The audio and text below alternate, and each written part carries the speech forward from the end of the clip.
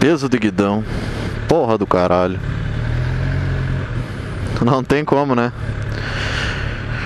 Tinha que ser peso de guidão reclinável.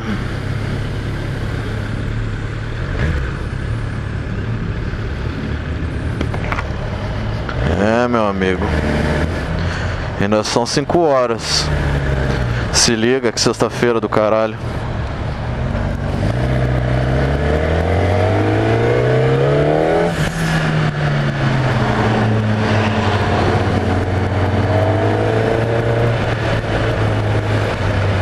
Ah, tinha que ter um BO forte aí nessa porra, né?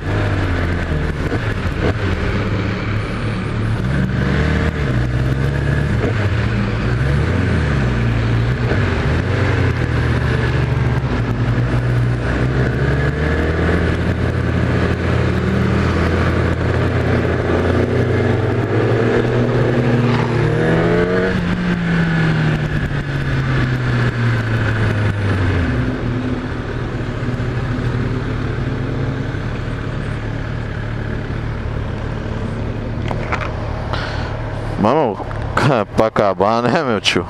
Na sexta o cara me deixa fazer dessa, meu amigo. Quebrar uma carreta ali, bitrem ainda. O que me vai fazer aqui com um bitrem, meu amigo? Me explique. Só me explique.